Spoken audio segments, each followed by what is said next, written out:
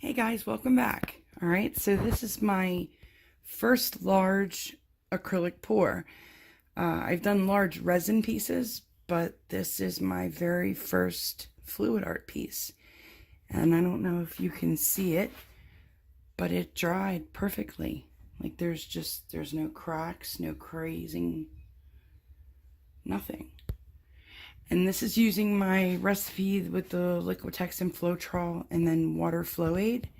And I mean, even the edges around the corners is just it's just as vibrant as the piece itself.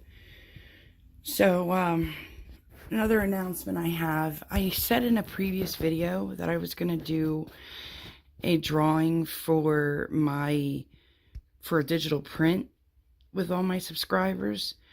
I changed it up. I figured maybe like a Michael's gift card or something would help you guys a lot better than one of my paintings. And at the end of the day, I make all of my videos to help others. So, and for you guys supporting me, I appreciate it so much. So every painting that I have sold, recently I've saved a little percentage out of it. And I'm gonna do a drawing for all my subscribers just to say thank you.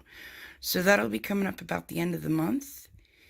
And then this video, I'm warning you, it's this is my first large scale painting.